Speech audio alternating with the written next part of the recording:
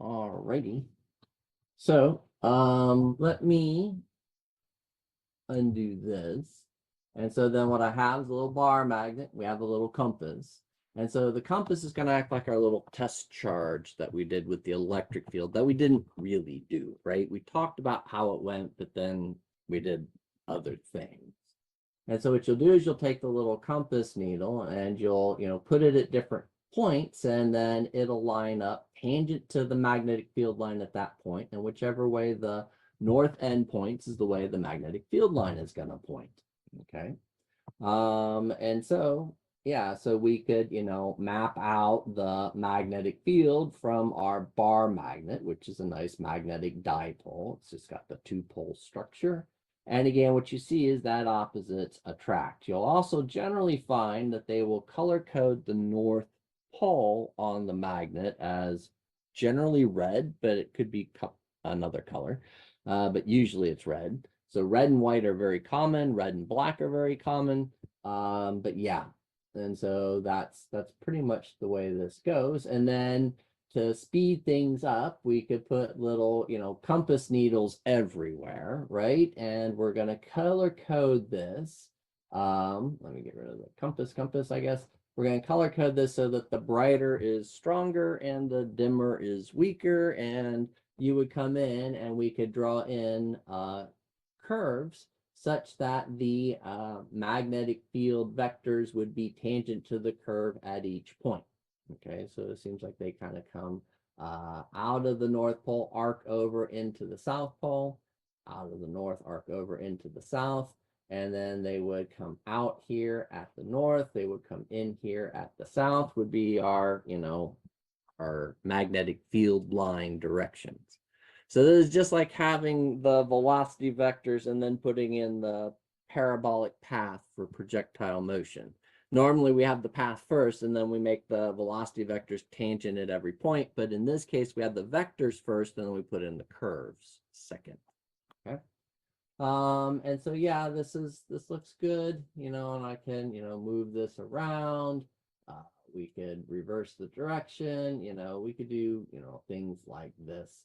And then let me see if we can show the Earth. There is the Earth. Polarity. There we go. So there's the Earth. And what you're noticing is the Earth very strongly behaves like a magnetic dipole. Okay. But the magnetic pole in the northern hemisphere, since the North Pole or the north seeking pole on your compass needle is attracted to the pole in the northern hemisphere and opposites attract, then the magnetic pole in the northern hemisphere is a south pole. So makes things seem interesting. And so that's why they usually refer to that as geographic north, pole. The other thing that we probably should mention is that the magnetic pole does not coincide with the axis of rotation. I have a little globe here. Here's my little globe. And I'm trying to remember where the magnetic pole is, but it's not at the axis location, but it's somewhere in northern Canada heading for Russia. And that's the other thing, is it's not always at just one spot. Oh, you can't see here, but the camera's not on because the other thing's on. So yeah, there's that. So yeah.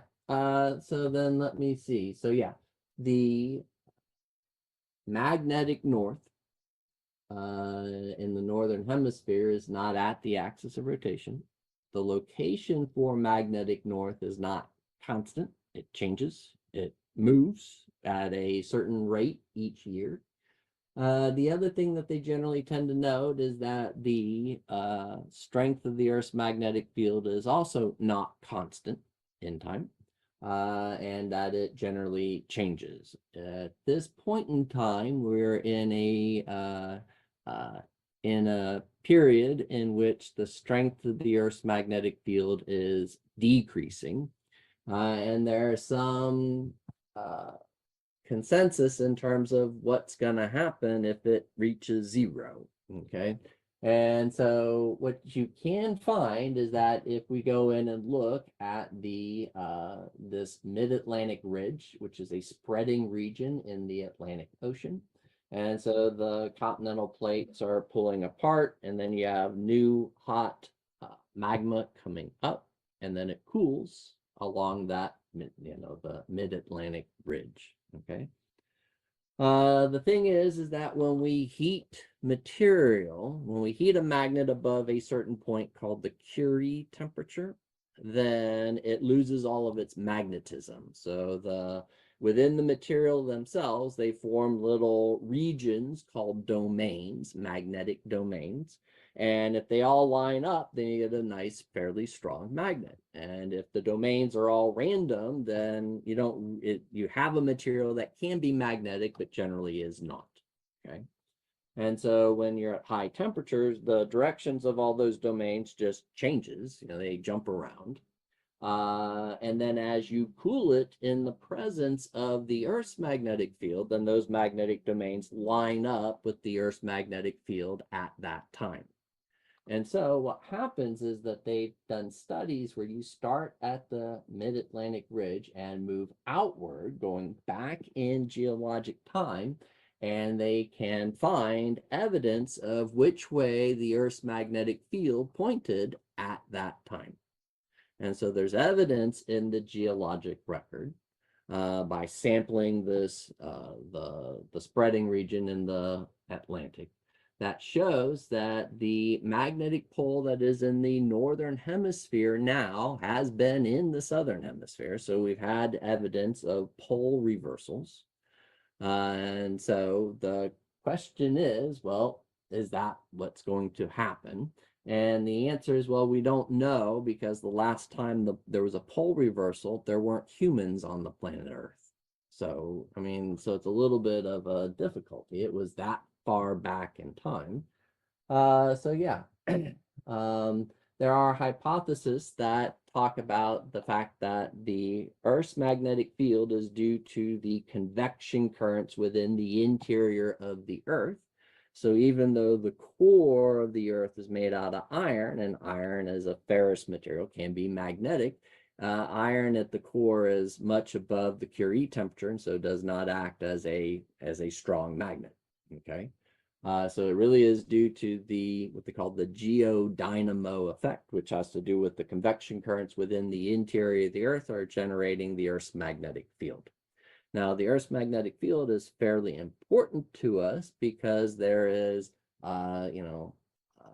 there's quantities called the solar wind, which you have highly energetic ions that are emitted off of the sun and then hurtle through space towards the Earth. And then what will happen is that the Earth's magnetic field will then go in and grab those charged particles and redirect them along the magnetic field lines.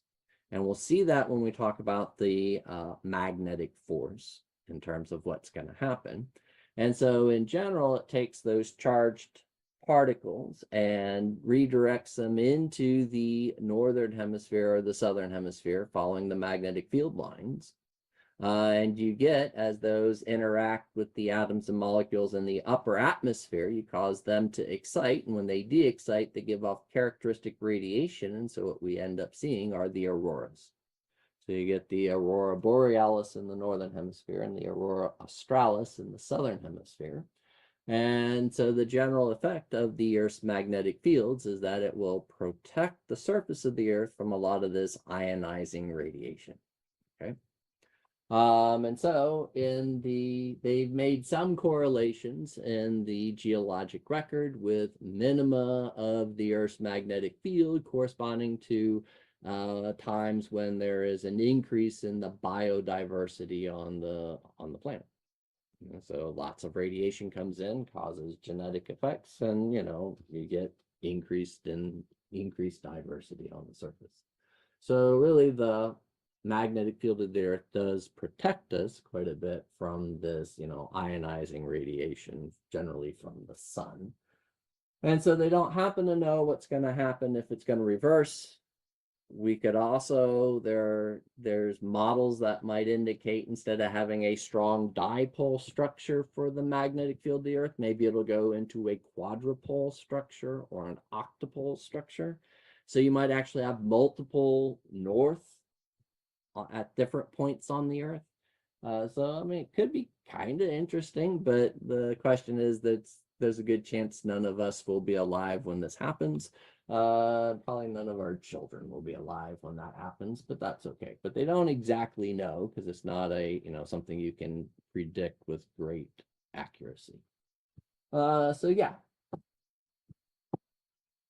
the Earth's magnetic field, the magnetic pole in the northern hemisphere is a south pole because opposites attract, and what points towards that pole in the northern hemisphere is called the north-seeking pole on the magnet on the compass needle, and so those become the north poles, and then the south poles point the opposite direction. The magnetic field of the Earth is variable. It's not constant. It's changing. It's in a period where it's at the moment decreasing. We don't exactly know what will happen. If it'll continue to decrease, it'll reverse and increase, different things could change. But yeah. Oh, and the Earth's magnetic field, one thing to note here, that the field lines are not like parallel to the surface. That's one other thing. You get that the magnetic pole, the magnetic field lines in the northern hemisphere basically tip down into the surface, and in the south, they basically point out of the surface somewhat. And there are different types of bacteria that essentially use they call magnetotactic bacteria. They have little ferrous cells that allow them to act like little compass needles to tell them which way is up. And so they follow the magnetic field lines up to the surface kind of things. So it's kind of an interesting stuff. All right, but I think we're good here.